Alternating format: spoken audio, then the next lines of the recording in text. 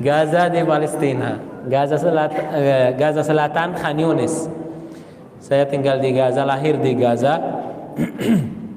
Alhamdulillah sudah tinggal di Indonesia sekitar 5 tahun, dan alhamdulillah sudah berkeluarga di Indonesia dan sangat betah di Indonesia, alhamdulillah.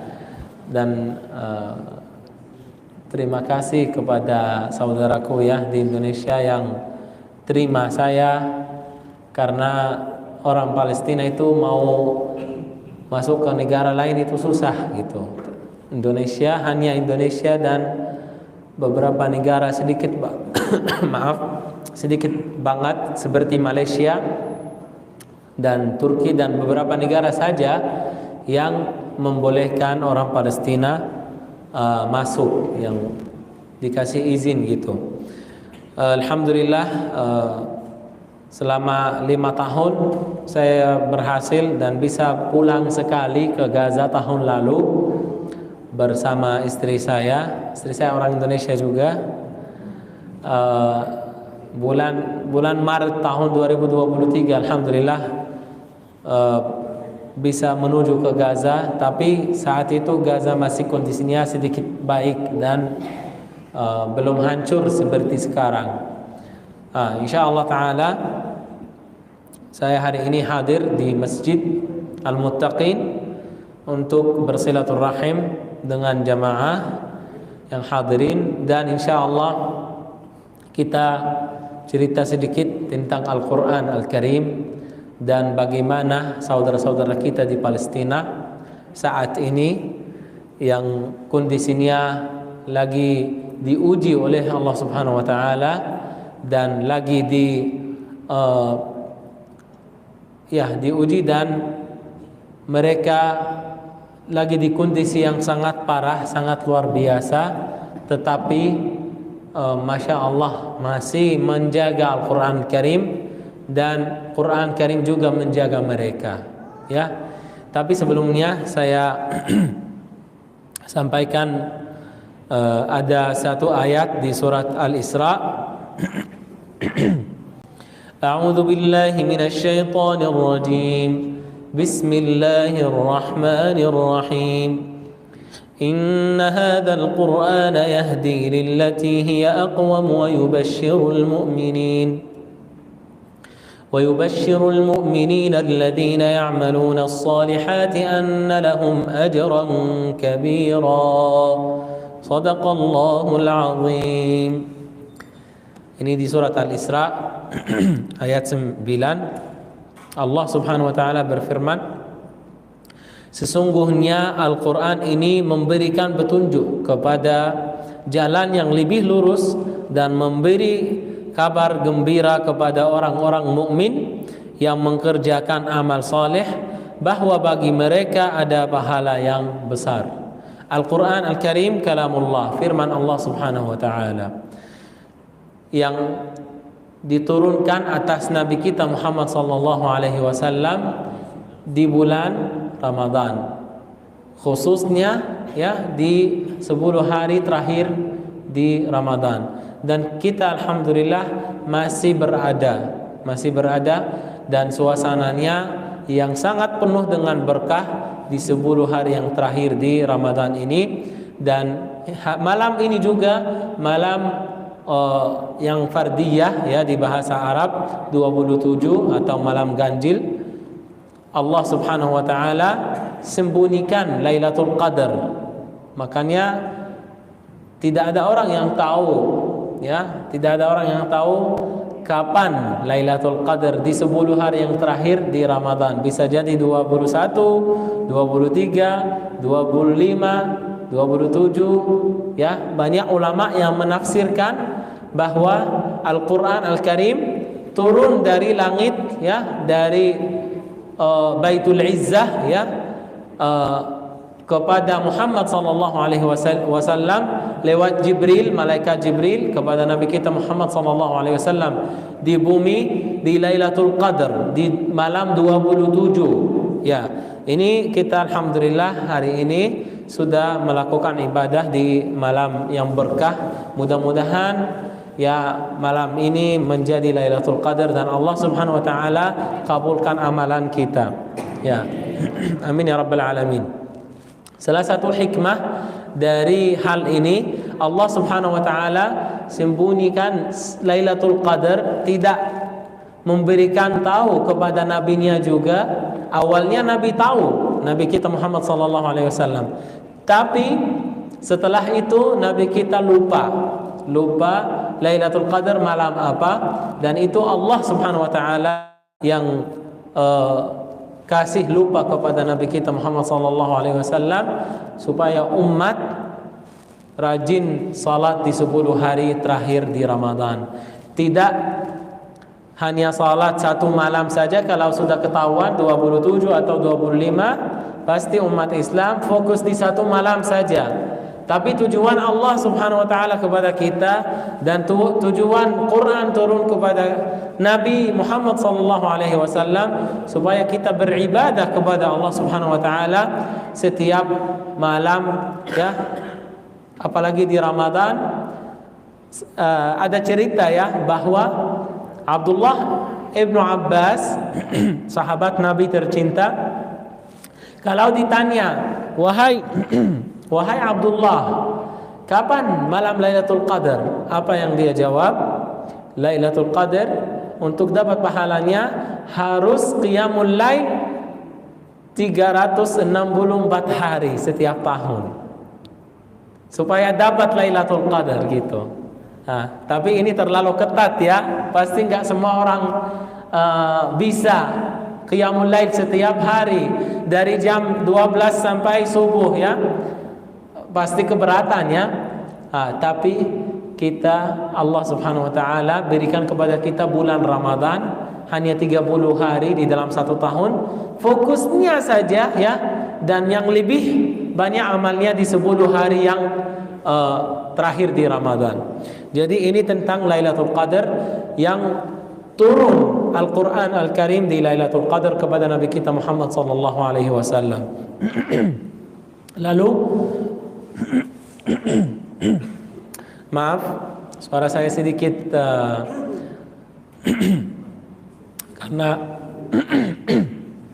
karena malam ini saya menjadi imam di salat tarawih, terus qiyamul lail, terus azan ya, salat.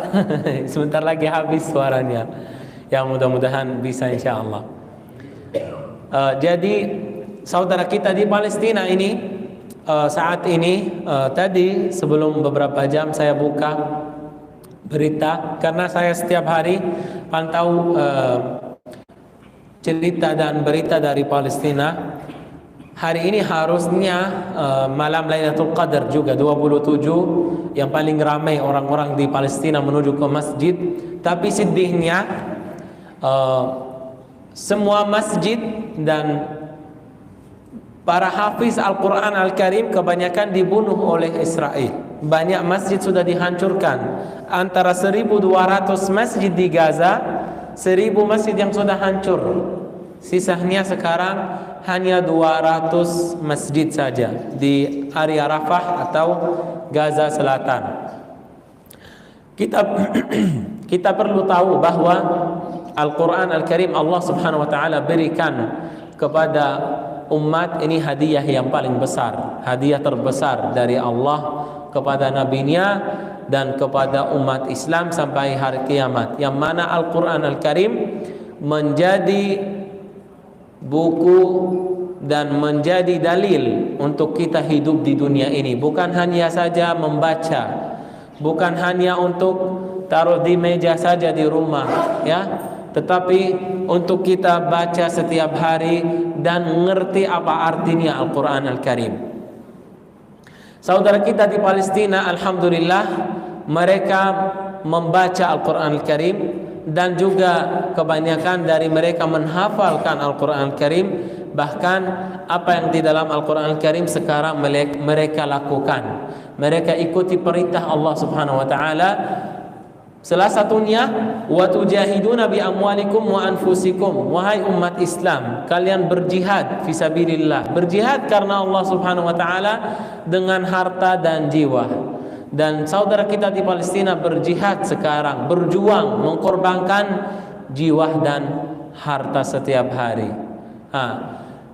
Ketika saya ditanya, Bang, bagaimana para mujahidin bisa menjadi orang mujahid di Gaza, pegang senjata dan merangi Israel? Ini syaratnya luar biasa. Tahu syarat utamanya apa? Apa katanya? Hafalan Al-Quran Al-Karim. Gitu. Orang para mujahidin yang melawan penjajahan ini semua masya Allah hafiz, dan disebut namanya orang yang pilihan atau al-hafadhah di bahasa Arab, atau al-hafidhin. Mereka semua baca Al-Quran Al-Karim dan menghafal Al-Quran Al-Karim, dan tidak boleh menjadi orang mujahid di sana kecuali hafal Al-Quran Al-Karim. Karena kita menghadapi penjajahan, menghadapi Israel Zionis ini bukan karena senjata kita yang kita pegang, tapi senjata kita adalah Al-Quran Al-Karim. Kalau isi hati mereka bukan Al-Quran Al-Karim, ya gak akan berani melawan Zionis saat ini yang lagi memerangi Gaza. Perang ini sudah berjalan sekitar 180 hari, ya 183 hari ini. Sudah tahu nama perangnya apa? Badai Al-Aqsa, atau di bahasa Arab Tufanul Aqsa. Perang sudah mulai tanggal 7 Oktober tahun lalu, ya. Dan perang ini terjadi karena Masjidil Aqsa, karena Al-Quran Al-Karim. Bagaimana Aqsa dan Quran? Apakah tidak pernah mendengarkan surat Al-Isra ayat 1? Subhanalladzi asra bi'abdihi laylan minal masjidil haram ilal masjidil aqsa alladzi barakna hawlahu linuriyahu min ayatina innahu huwas sami'ul basir. Allah Subhanahu wa taala berfirman di dalam Al-Qur'an Al-Karim surat Al-Isra ayat 1. Artinya Allah Subhanahu wa taala berjalankan Muhammad sallallahu alaihi wasallam dari Mekah ke Masjidil Aqsa di Palestina, atau di kota Baitul Maqdis atau Al-Quds di bahasa Arab, kemudian diangkat ke Sidratul Muntaha. Ini perjalanan Isra dan Mi'raj yang Allah Subhanahu wa taala sebut dengan jelas Masjidil Aqsa di Al-Qur'an Al-Karim. Dan ini titipan dari Allah Subhanahu wa taala kepada umat Islam untuk kita menjaga dan bertahankan Masjidil Aqsa yang Allah sebut di Al-Qur'an Al-Karim. Bahkan Nabi kita Muhammad sallallahu alaihi wasallam bersabda, la tushaddur rihalu illa li thalathati masajid. Tidak boleh bersusah payah di dalam safar mengunjungi kecuali ke 3 masjid di bumi Allah Subhanahu wa taala. Tahu masjidnya apa? 3, Masjidil Haram di Mekah, Masjid Nabawi di Madinah, dan Masjidil Aqsa di Palestina. Hanya 3 masjid yang Allah sebut di Al-Quran Al-Karim dan Allah sucikan. Dan Masjidil Aqsa juga merupakan kiblat umat Islam yang pertama. Makanya di 7 Oktober yang lalu para mujahidin yang di Gaza sudah tahu dan sudah punya informasi bahwa Israel mau menghancurkan Masjidil Aqsa dan mau menguasai seluruh area Masjidil Aqsa, bahkan mau melarang semua orang Palestina masuk ke Masjidil Aqsa di bulan Ramadan. Itu rencananya Israel sebelum 7 Oktober. Makanya Allah Subhanahu wa taala kasih petunjuk kepada mujahidin di Gaza, akhirnya menyerangkan Israel tanggal 7 Oktober. Kita tahu bahwa Gaza dan Masjidil Aqsa jaraknya sekitar 90 km. Kalau naik mobil kurang lebih 1 jam naik mobil, ya. Dan saya lahir di Gaza, usia saya sekarang 27 tahun, tapi saya belum bisa salat di Masjidil Aqsa sampai saat ini. Padahal Masjidil Aqsa dekat dan di Palestina, saya tinggal di Gaza, tapi sampai sekarang belum bisa salat di Masjidil Aqsa dan belum bisa melihat Masjidil Aqsa secara langsung itu. Karena dikuasai, dijajah oleh Israel. Tapi kalau kita membaca di Al-Quran Al-Karim juga, janji Allah Subhanahu wa taala kepada umat Islam, pasti satu hari nanti Masjidil Aqsa akan merdeka, akan bebas insyaallah. Tapi ada prosesnya saat ini dan ada waktunya, dan umat Islam harus menjadi bersatu untuk membela Masjidil Aqsa dan membantu saudara-saudara kita di Palestina. Kembali lagi ke perang ini. Perang ini terjadi karena Masjidil Aqsa, dan alhamdulillah salah satu hikmah dari perang ini bahwa Israel tidak berhasil menghancurkan Masjidil Aqsa dan tidak jadi untuk menguasai Al-Masjidil Aqsa. Bahkan saat ini di bulan Ramadan, karena takut dari para mujahidin, membuka sedikit jalur untuk orang Palestina yang khusus tinggal di tepi barat, di area di sana, untuk bisa masuk ke Masjidil Aqsa. Tapi itu juga terbatas, hanya orang Palestina yang usianya atas 60 tahun, mereka yang bisa masuk ke Masjidil Aqsa. Kalau yang di bawah usia 60 tahun masih belum. Apalagi anak-anak muda seperti saya masih tidak boleh masuk ke Masjidil Aqsa gitu. Perang masih berjalan. Hati kita sangat sedih saat ini karena sudah menjadi syahid-syahid sekitar 33.000 lebih syahid korban, dan antaranya semua hampir 70% anak-anak kecil dan perempuan semuanya. Banyak hafiz Al-Quran Karim yang sudah meninggal juga keadaan syahid di sana. Kemarin saya lihat video, ini Al-Quran menjadi obat kita karena kalau kita melihat berita gitu sangat sedih, melihat video-video dari Palestina yang di-share di sosmed juga sangat sedih. Tapi coba lihat kembali ke surat Al-Isra atau surat Al-Imran, surat Al-Baqarah, baca dan cari tafsirnya, cari artinya Kemarin ada anak kecil usia 15 tahun kena bom, kena ledakan dari Israel di rumahnya, tapi dia terluka, dia masih selamat, belum menjadi syahid. Dibawa ke rumah sakit, kan rumah sakit semua sudah hancur. Ada di sana klinik gitu, dibawa ke sana untuk diobati, dijahit tangannya, dan tidak ada bius dan tidak ada obat juga, dijahit. Bagaimana dia bisa bertahan sakitnya gitu? Ada videonya, silahkan nanti cek sendiri. Dia membaca Al-Quran Al-Karim saat dijahit gitu, membaca Alhamdulillahirabbil alamin, Ar-Rahman, Al-Fatihah, terus membaca yang lain surat yang lain, dan dia dokternya masih menjahit tangannya gitu. Apa? Karena bisa bertahan kan sakit ini karena Al-Quran Al-Karim obatnya gitu. Tidak ada obat lagi selain Al-Quran Al-Karim. Alhamdulillah, Allah Subhanahu wa taala kasih dia sembuh saat ini, dan begitu juga saudara yang lain sekarang kondisinya sangat menderita di Palestina. Ada 100.000 orang terluka saat ini di Gaza, dan semua bangunan sudah dihancurkan oleh Israel, termasuk masjid-masjid, rumah sakit, tempat polisi, tempat pemerintah sudah hancur semua rata-rata. Saya tinggal di Khan Yunis.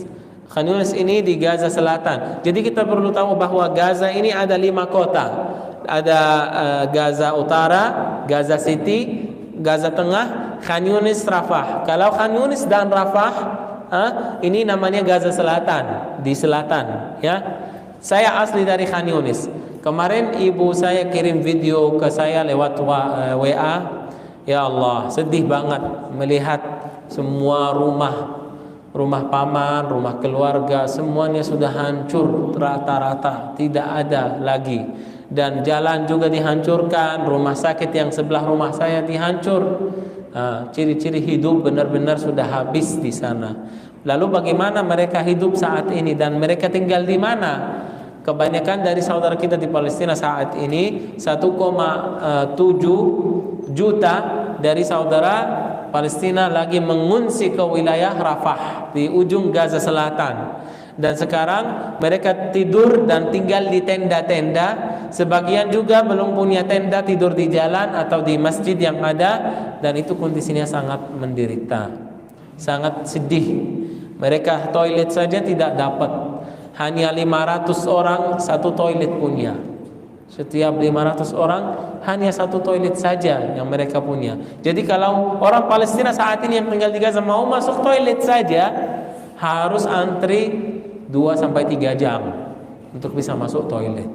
Kalau kita di Indonesia, alhamdulillah kita sangat damai ya di sini. Ini cerita ini membawa hikmah untuk kita supaya kita bersyukur kepada Allah Subhanahu wa taala. Kita alhamdulillah setiap rumah kita ada toilet, bahkan kadang-kadang setiap kamar ada toilet, hanya injak kaki langsung masuk. Nikmat ini yang sangat sedikit yang kita tidak terasa ya, setiap hari kita lakukan. Saudara kita tidak dapat nikmat ini dan tidak punya. Kekurangan makanan, kekurangan minuman, obat juga tidak ada, rumah sakit hancur. Bahkan mereka makan rumput saat ini, dan 35 orang meninggal keadaan syahid karena kelaparan. Sudah tidak punya makanan di Gaza Utara di situ. Israel tidak membolehkan makanan dan bantuan masuk ke Gaza. Dan semua truk ditahan di luar Gaza ya, yang masuk ke Gaza hanya beberapa puluhan truk, sedangkan sekarang kebutuhannya itu ratusan truk, bahkan ribuan truk setiap hari yang harus masuk untuk memenuhi kebutuhan saudara kita di Gaza. Karena selama 6 bulan ini tidak ada makanan yang masuk dan minuman, dan obat juga tidak ada. Kita harus bersyukur kepada Allah Subhanahu wa taala dan harus juga wajib membantu saudara-saudara kita di Palestina dengan harta dan doa kita, karena mereka menghadapi penjajahan yang paling jahat di seluruh dunia, itu kaum Zionis kafirin yang mereka mau menghancurkan Masjidil Aqsa. Dan saudara-saudara kita di Palestina mewakili dari kita sebagai umat Islam bertahankan tanah Palestina, karena tanah Palestina dan Masjidil Aqsa bukan memiliki orang Palestina saja, dan bukan memiliki orang Palestina saja, tetapi memiliki seluruh umat Islam, maupun di Indonesia, di Malaysia, di Jawa, di Sumatera. Umat Islam bertanggung jawab atas apa yang terjadi di Masjidil Aqsa. Dan nanti di hari akhir, di hari kiamat, Allah Subhanahu wa taala akan bertanya kepada kita semua, apa yang kamu sudah lakukan untuk Masjidil Aqsa, masjidku, masjid yang sedang dijajah, yang diinjak kaki orang najis di situ. Saat ini itu kaum Zionis, tentaranya yang setiap hari membunuh saudara kita di Palestina. Apa jawaban kita ya? Kita harus persiapkan jawabannya. Kita bisa insya Allah mendoakan untuk saudara kita di Palestina dan berjuang dengan harta kita, karena harta kita yang kita keluarkan untuk saudara kita di Palestina menjadi jihad fisabilillah, berjuangan di jalan Allah Subhanahu wa taala. Mudah-mudahan kita menjadi ahlul Quran, keluarga Allah Subhanahu wa taala, ahlullahi wa khassatuhum ahlul Quran, keluarga Allah, orang yang dekat dengan Allah Subhanahu wa taala itu orang yang dekat dengan Al-Qur'an Al-Karim. Orang yang semakin membaca Al-Qur'an Al-Karim, hafalannya semakin banyak, dia berarti automatically ya semakin dekat dengan Allah Subhanahu wa taala, karena mau berbicara dengan Allah Subhanahu wa taala, silahkan baca Al-Quran, kalamullah, firman Allah Subhanahu wa taala. Mudah-mudahan Allah Subhanahu wa taala berikan kepada saudara kita di Palestina solusi terbaik dan memudahkan hidup mereka saat ini. Bantuan insyaallah bisa masuk dan mudah-mudahan Palestina segera merdeka. Amin ya rabbal alamin. Mungkin waktunya sudah cukup. Itu dari saya. Mohon maaf lahir dan batin. Mohon doanya ya. Pesan saya di akhir, jangan lupa doakan setiap salat jamaah dan setiap waktu, setiap buka puasa ya. Doa untuk saudara kita di Palestina karena sangat butuh doa kita ya. Itu pesan dari saya. Terima kasih sekali lagi. Barakallahu fikum. Jazakumullahu khairan katsiran. Wassalamualaikum warahmatullahi wabarakatuh.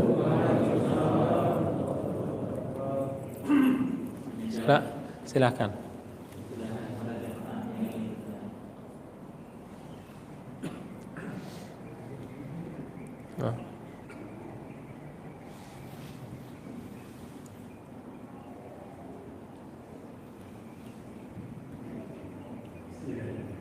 Assalamualaikum warahmatullahi wabarakatuh. Waalaikumsalam warahmatullahi wabarakatuh. Kenapa nama saya Sorry Habibie? Saya pernah ke Yerusalem tahun 2015 yang lalu, sehingga saya tahu kondisi di Masjid Aqsa saat itu. 2 malam berada di sana.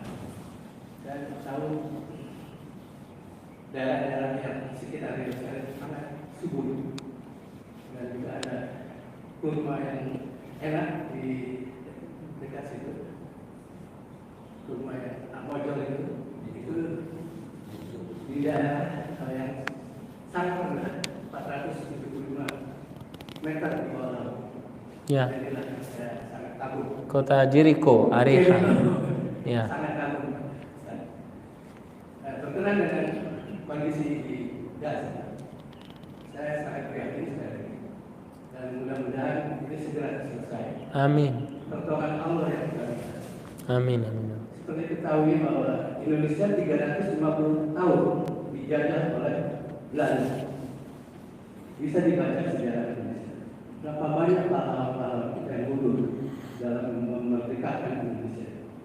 Oleh karena itu saya mengharapkan kepada warga Palestina untuk selalu berjuang dan membebaskan diri dari penjajahan Israel. Amin. Tidak akan bisa apa istilahnya bebas atau merdeka tanpa perjuangan. Benar. Saya sangat kagum sekali terhadap perjuangan warga Palestina.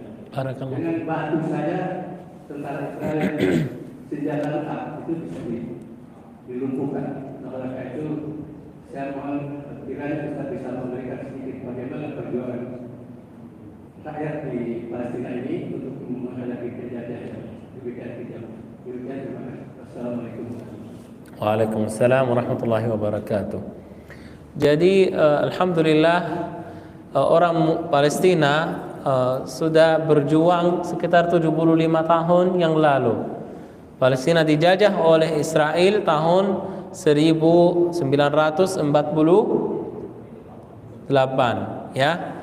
Dijajah, dan dari tanggal itu sampai sekarang berlawanan dari orang Palestina masih ada, bahkan alhamdulillah berkembang sampai saat ini. Para mujahidin yang di Gaza sudah punya senjata sendiri, senjatanya dibuat sendiri juga di terowongan yang di Gaza ya. Gaza selama 20 tahun yang lalu, kalau tidak salah 2005 ya, 2005 sudah diblokir oleh Israel, diblokade. Jadi orang Palestina tidak boleh keluar, tidak boleh masuk ke Gaza. Makanan, minuman semua dipantau oleh Israel dan semua dikontrol, sehingga banyak barang yang tidak boleh masuk ke Gaza gitu. Tetapi para mujahidin di sana tidak menyerah dan tidak pasrah. Mereka berjuang membuatkan senjata sendiri dari alat yang mereka punya, dari barang yang masih ada di Gaza. Bahkan ada cerita yang lucu, Israel kan sering menyerangkan Gaza. Kadang-kadang ada roket yang Israel kirim ke Gaza tidak ledak gitu, tidak bom. Bekas bomnya Israel dibawa oleh para mujahidin, direvisi ya, dikirimkan lagi ke Israel kan. Ini hadiah amanah, harus dikembalikan gitu. Tapi dikembalikan udah bom di sana gitu. Nah, jadi para mujahidin di Gaza Masya Allah, mereka berkembang dan mereka sudah menjanji kepada Allah dan menjanji kepada rakyat Palestina mau membela rakyat Palestina dan membela Masjidil Aqsa sampai mati. Makanya orang Palestina selalu angkat dua jari ini. Apa artinya dua jari? Menang atau syahid, tidak ada pilihan lain. Hidup mulia atau menjadi syahid, mati karena Allah Subhanahu wa taala. Kita tidak pasrah, tidak menyerah dan tidak setujui untuk penjajahan Palestina oleh Israel. Kita melawan sampai hari ini, setiap hari ada 200 korban di sana gitu ya.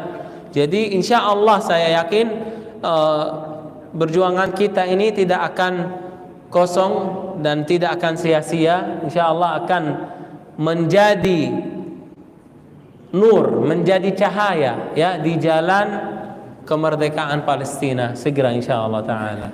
Mudah-mudahan Allah Subhanahu wa taala melindungi para mujahidin yang ada di Gaza. Amin ya rabbal alamin. Mungkin segitu ya. Wallahu taala a'lam. Ada satu pertanyaan, satu lagi.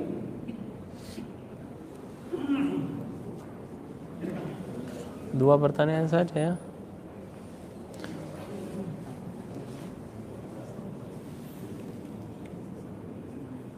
Assalamualaikum warahmatullahi wabarakatuh. Waalaikumsalam warahmatullahi wabarakatuh. Kami mungkin ingin masukan dari saya melihat kondisi yang bisa perlu mungkin memang berserta. Saya juga bergerak di bidang ormas. Kemarin kita sudah dukung di Gaza Utara. Kemudian Gaza City ada kira-kira 100.000 liter air dan juga dapur umum. Tapi hal ini kita banyak kesulitan untuk ke sana, walaupun Bang Onim sudah membantu kita. Dan dia sudah lepas dari sana dan sekarang di Indonesia. Beliau relawan. Tapi betapa sulitnya untuk masuk bahan-bahan makanan yang kita kirim. Pertanyaan kami, mungkin dari saya, ada suatu kiat-kiat yang bisa barang-barang ini biar lancar. Karena memang di mana-mana ada pos-pos orang Israel yang sulit kita untuk menembusnya. Oleh sebab itu kami minta, mungkin mana tahu ada relawan-relawan nanti yang akan bersedekah, walaupun mungkin kita sudah diberikan seperti brosur ini, tapi kami ini sebenarnya ada hal-hal yang lain yang akan kita sampaikan yang tidak hanya berupa uang, tapi dari umat ini memberikan berupa hal-hal. Bagaimana caranya untuk bisa bersama? Itu saja mungkin yang kami tanyakan. Kami ingin berbuat sebenarnya, bukan dari kami, tapi kami akan mengumpulkan bahan-bahan itu akan dikirim ke Palestina. Sementara itu, terima kasih. Wassalamualaikum warahmatullahi wabarakatuh. Waalaikumsalam warahmatullahi wabarakatuh. Terima kasih atas pertanyaannya. Jadi seperti yang saya cerita tadi bahwa Gaza itu diblokade, diblokir. Semua jalur ditutup oleh Israel yang menguasai. Ada hanya satu jalur antara Gaza dan Mesir, namanya jalur Rafah ya. Dan di belakang jalur ini di area Rafah di Mesir sekarang ada ribuan truk yang membawa bantuan air, minuman, obat, makanan, banyak bantuan. Tetapi bantuan ini 90% lebih dari bantuan ini belum bisa masuk ke Gaza gitu. Karena tidak diperbolehkan oleh Israel. Bahkan ada bantuan yang masuk ke sana diledakkan, dibom oleh Israel. Beberapa truk gitu. Nah, ini Israel membuat hal ini sebagai senjatanya untuk atau supaya orang Palestina pasrah sama Israel gitu. bikin orang Palestina kelaparan dan kehausan untuk menyerah gitu, untuk angkat ya tanda putih kalau kita bilang ya. Jadi memang saat ini kita hanya bisa membantu lewat jalur Rafah saja. Ada bantuan yang masuk tapi itu sangat kecil, dan bantuan yang bisa masuk masih belum cukup untuk kebutuhan saudara kita di Palestina. Masya Allah, banyak dari umat Islam yang mau bantu dan yang kirimkan barang, bahkan ada dari Indonesia, alhamdulillah ya, beberapa truk. Ada sebagian yang masuk, tapi juga kebanyakan dari bantuan ini masih menunggu antrinya untuk bisa masuk, dan proses ini masih sangat lama gitu. Tapi ada juga cara lain yang kita bisa kirim uang ke Gaza, mereka beli barang yang ada di sana, walaupun barangnya sudah sangat menipis dan sangat mahal, tapi yang penting kita sebagai umat Islam tetap mendukung dan tetap support di sana untuk mereka bisa bertahankan tanah Palestina dan masih bisa hidup insyaallah taala. Wallahu taala a'lam. Boleh saya tambahkan saya? Boleh. Jadi tadi Bapak di sini. Assalamualaikum warahmatullahi wabarakatuh. Waalaikumsalam. Jadi saya minta cukup dua aja pertanyaan. Beliau sudah sangat terang Pak, mohon maaf ya. Jadi saya tambahkan sedikit ya. Jadi alhamdulillah Rabbil alamin bi nasta'in wa ala kulli wajhin wa ala alihi washabihi wa man ittaba hidayah ila yaumil Jadi kami dari Yayasan Giros Al-Khair ya Pak. Jadi boleh dicek Instagram kami, ada nama Geras GHERAS Giros, kalau bahasa Arabnya Giros ya. Itu kita Al-Khair ya, Giros bibit tanaman Al-Khair kebaikan. Jadi alhamdulillah sejak 7 Oktober ya, kami telah distribusikan hampir 12 kali Pak. Ya, jadi ketika barang-barang tidak bisa masuk, nah kami bisa masuk ke sana.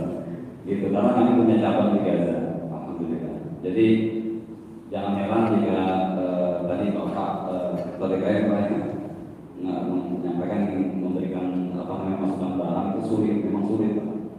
Bahkan kalau pakai kontainer itu harus bayar 5.000 US.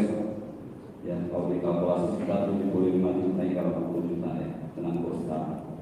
Itu pakai kontainer ya. Jadi kalau bayangkan truknya aja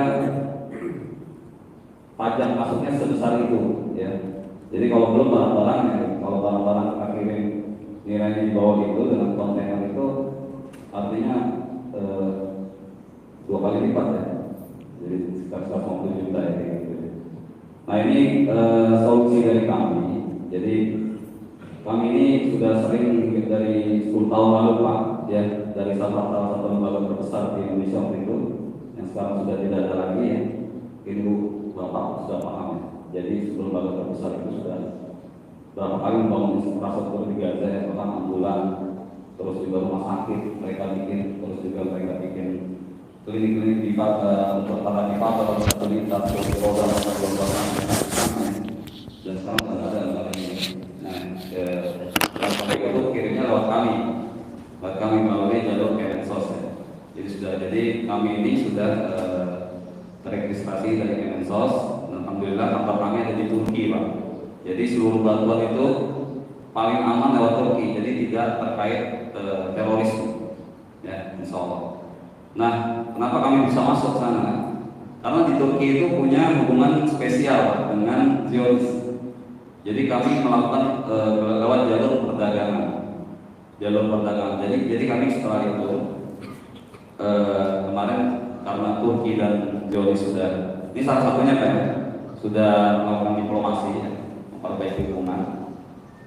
Jadi kami bisa masukkan barang-barang dari luar, ya berupa tenda dan lain sebagainya, terus juga medis, bahkan mercy itu bagus juga lewat dari Turki juga sama. Terus juga ini cuma beberapa lembaga yang terverifikasi bisa ya, bantuan secara besar, secara resmi ya seperti itu baru bisa masuk. Nah kalau kemarin United Nations tidak bisa masuk karena mereka tidak ada cuannya Pak, tidak ada cuannya, mohon maaf. Ya semuanya pakai uang di sana, gitu. Jadi bahkan kalau yang kecil aja saya, bantuan kecil itu bisa biayanya ini sekitar 15 sampai 20 juta ya. Dari total seluruh donasi kan 100 juta, ya sekitar 20 juta biaya masuknya. dan itu lewat Arafah harus bayar kan? Lewat tentaranya gitu. Jadi luar biasa. Jadi Mesir ini sekarang sejak dipimpin oleh saudara kita ya, saudara kita Al-Sisi ya. Jadi luar biasa zolim. Jadi bahkan perbatasan itu dibuat hingga berlapis-lapis ya. Dan mereka yang berada di Rafah itu yang sudah terusir dari Gaza Utara ke tengah selatan, mereka pindah dari satu pos fungsi lain hingga di Rafah. Itu mereka setiap kali meminta makanan atau minta air saja tidak dikasih sama penjaganya, jarang sekali. Gitu karena aturan yang sangat ketat ya, seperti itu Pak. Kondisinya luar biasa semuanya. Dan tadi sampaikan oleh saya bahwa anak-anaknya sekarang nih Bu ya, lahir dari data WHO disampaikan bahwa bayi-bayi yang terakhir di Gaza ini sudah di normal kecil ya, dan terlihat tulangnya seperti itu. Dan kondisinya itu bahkan ada bayi yang dimakan oleh anjing ya, ada bayi bahkan ibunya yang kelaparan juga dimakan oleh anjing juga dalam keadaan sakit. Kemarin rumah sakit Sifa ya saya baru dibom, itu ratusan orang syahid di sana dalam keadaan mereka sedang menunggu bantuan, itu dibom dan akhirnya ledakannya itu luar biasa ya. Jadi bahkan orang-orang yang tidak berdaya, orang sakit juga semuanya syahid di sana. Jadi kondisinya ini yang dikatakan bahwa kita ini masih belum bisa berbuat apa-apa sampai sekarang. Kita akui saja gitu kan. Kita akui bahwa kita ini sampai sekarang tidak bisa berbuat apa-apa dengan saudara kita. Bahkan ibu-ibunya kalau sedang haid nifas itu pakai terpal pembalutnya. Bayangin sakit gak Bu? Sakit banget gitu. Saya pun dengarnya sakit sekali gitu. Ya, anak-anak juga kebanyakan tadi ada yang makan rumput, makan kaktus ya, makan makanan hewan ternak yang dari pertama awal kita kasih uang Pak ke sana, kasih uang juga ke sana, kasih uang untuk mereka beli hewan ternak, kita potong hewan-hewan ternak itu. Setelah hewan ternak itu banyak yang mati Pak. Nah, makanan dari hewan ternak yang mati itu dimakan oleh saudara kita di sana sekarang kondisinya. Bayangin ya. Jadi begitu luar biasanya sampai 6 bulan mereka bertahan dengan kondisi yang terbatas. Tapi yang mereka katakan kulil alhamdulillah, mereka masih bisa mengucapkan rasa syukur pada Allah ya, dalam kondisi seperti ini di Ramadan Pak. Di mau selesai Ramadan ini mereka harus berbahagia ya, tapi mereka masih seperti ini gitu. Bahkan kemarin ada kejadian mungkin di media sosial, ada di Al-Aqsa sendiri ya, itu ketika warga nekat yang dijajah itu untuk bisa itikaf ya, malah mereka itikaf di sana juga, itu mereka dibubarkan pakai gas air mata. Dan di Gaza sendiri itikaf juga di atas reruntuhan ya, seperti itu. Mereka berpuasa sebelum Ramadan ini mulai. 5 bulan lalu mereka sudah berpuasa Pak. Dan mereka ini ada yang sahur, bahkan 2 hari 3 hari ada yang buka. Itu ibu-ibu testimoninya juga begitu. Saya 3 hari tidak berbuka, ketika berbuka ini di rumah sakit Asifah. Ketika berbuka itu dibom rumah sakitnya, Bu, bayangin. Ya, belum berbuka sudah dibom gitu. Jadi bohong ya. Jadi ini makanya kenapa kita adalah dikatakan oleh Imam Malik rahimahullah bahwa kita diberikan karunia Bu, amal soleh. Setiap orang diberikan karunia amal soleh oleh Allah Subhanahu wa taala. Ada yang dibukakan pintu jihad ya, pintu jihad melalui saudara kita di Gaza dan juga para aktivis kemanusiaan. Dan ada yang diberikan pintu jihad dari atau pintu amal soleh dari mereka menjadi ahli ilmu ya, seperti ulama. Ada juga yang para dermawan yang seperti di sini, mungkin bapak-bapak yang punya kekuasaan pimpinan ya, jadi pimpinan dalam satu batalion atau perusahaan ya. Jadi itu semua sangat bermanfaat buat saudara kita saat ini. Jadi kita hari ini Pak di malam yang sudah lewat 27 ya, masih kita berusaha mencari Lailatul Qadar, kita menyempurnakan semua amal soleh kita ya dengan zakat Pak, dengan zakat dan juga dengan infak terbaik. Nah ini kami di sini membuka kesempatan buat bapak-bapak, ibu-ibu semua yang ingin berinfak lebih mungkin ya, infak ibu, insya Allah ya, mungkin ini infak yang terbaik yang pernah ibu berikan ya, buat saudara-saudara kita yang sedang berperang ya. Jadi dikatakan oleh Rasulullah, yu'minu ahadukum hatta yuhibba li akhihi ma yuhibbu li nafsihi. Jadi kalian itu belum beriman sebelum kalian mencintai saudara kalian seperti kalian mencintai diri kalian dan keluarga kalian sendiri. Jadi itulah yang kita harus rasakan, ya. Masalul mu'minin kal jasadil wahid, ya. Ini seperti yang kita tubuh, Pak. Ketika yang satu sakit, yang lainnya ikut demam. Jadi kita harus mengerti bahwa ketika Bapak yang di pojok sana, Pak, ya, menyampaikan 350 tahun lalu kita dijajah, gitu kan. Yang saya mungkin belum hadir di situ, Pak. Tapi betapa kita punya rasa yang sama, Pak, dengan saudara kita di Gaza. Ya, bedanya di Gaza itu sudah diblokade dari tahun 2005, ya saya. Dari tahun 2005, artinya di blokade listrik itu cuma 3 jam sekali, Pak. Ya. Terus kondisi air di sana juga 97% sudah rusak. Dulu itu tanahnya sangat subur, Pak, makanya itu disebutkan barakahullah, jadi tanah yang diberkahi karena memang luar biasa suburnya, pertaniannya dan lain sebagainya, perikanannya, lautnya semuanya sangat makmur, ya. Tapi kondisinya seperti itu. Dan ini mengingatkan kita bahwa umat Islam saat ini sedang dalam titik terendah, Pak. Titik terendah kondisi umat Islam ini, di mana bagai buih yang dikatakan oleh ulama di lautan. Mereka banyak buih itu ketika terkena ombak, ya mereka terpecah belah, ya. Tidak bisa memberikan rasa aman, tidak bisa memberikan warna, ya. Bahkan tidak hanya di sana, Pak, ya. Kita ini sedang berjuang melawan kaum kafir, Pak, Yahudi. Kata tidak nasihat dan nasihat dawat dari ladina amayu Yahuda wa ladina asrofu. Jadi pasti kamu dapati orang yang paling atau kaum yang paling memusuhi Islam adalah kaum Yahudi, Pak. Dan itu akan terjadi sampai akhir zaman. Nah, inilah saya mengajak kita, ya.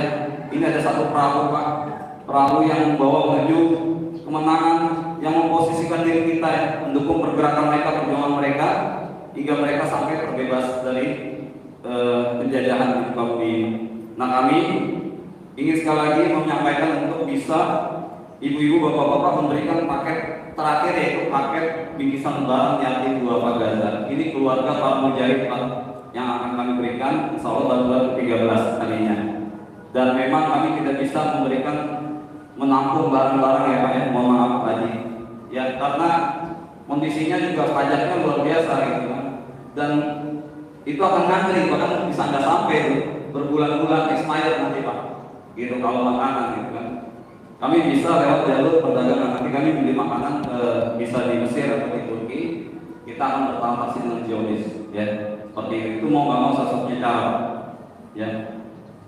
Nah, insya Allah hari ini silakan bapak-bapak, ya. Mungkin ada pemerintah terbaik, ya.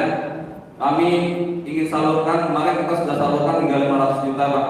Ya, alhamdulillah ada beberapa lembaga yang nitip ke kami seperti Asar Ilmuniti, ada mungkin bapak yang tahu, ya, ada sahabat yatim itu nitip lewat kita, gitu ya, alhamdulillah. Terus ada BNM itu Lasmas, ya, itu nitip lewat kita, ya. Kami bukan hanya ingin mengatakan mereka, karena memang kita itu salah satu tempat yang bisa mengakomodir kebutuhan saudara-saudara kita di sana, insya Allah.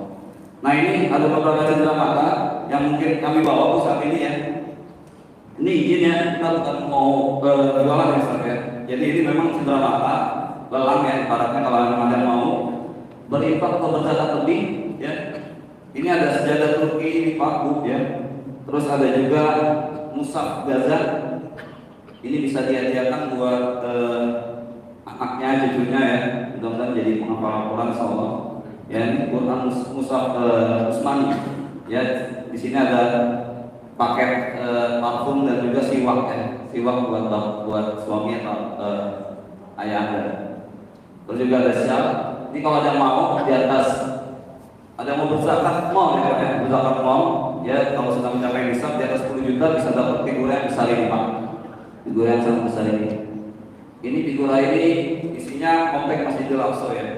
Ada Masjid Al-Qibli dan juga sejarah para nabi ada di sini, Pak, Bu. Ini bagus, ya, buat edukasi anak, ya. Jadi juga bisa mengingatkan anak cucu kita bahwa mereka adalah saudara kita yang masih perlu kita dukung untuk kemerdekaannya. Nah, ini juga jika misalkan ada yang mau berinfak di atas 10 juta akan kita berikan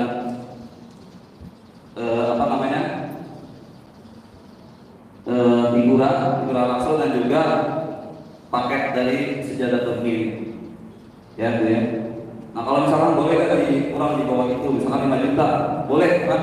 Jadi wattaqullah mastata'tum, jadi kita berusaha semampu kita. Kalau yang mau 5 juta kita berikan yang kecil dan juga kita kasih musab gajah. Ya, seperti itu. Nah, kalau satuan Bu boleh ya. Kalau misalkan boleh kan 3 juta atau 2 juta, silakan nanti pilih salah satu ya, antara sejadah Turki, musab ataupun figurannya ya. Mungkin itu aja yang bisa kami sampaikan. Jadi kalau memang bapak-bapak ada keluasan rezeki ya, ada juga misalkan saya juga punya kebutuhan ya, ingat Pak firman Allah alladzina yunfiquna fi sarra'i wad dharra'i. Jadi itulah orang-orang yang Allah cintai, yaitu dia berinfak ya tatkala dia sedang dalam keadaan sulit maupun dalam keadaan senang ya, insyaallah. Nah, nanti Allah akan ganti insyaallah. Baik, dari kami ucapkan jazakumullah khair ya, Bapak Ibu ya, semoga Bapak Ibu istiqomah sampai akhir Ramadan dan juga Allah menaqabbal salatana wa qiyamana ya. Jadi Allah mudah-mudahan menerima semua amal soleh kita Pak ya di Ramadan ini, dan kita kembali bersih dari dosa dan juga tetap semangat mencari Lailatul Qadar ya. Dan dikatakan oleh Jibril alaihissalam sedikit aja.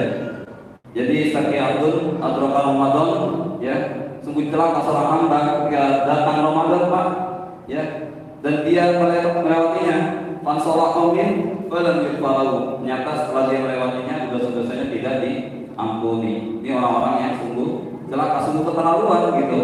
Ya, sudah diberikan kesempatan umur panjang ya, terus tidak bisa memaksimalkan yang amal soleh gitu ya. Ini orang-orang yang sungguh celaka ya.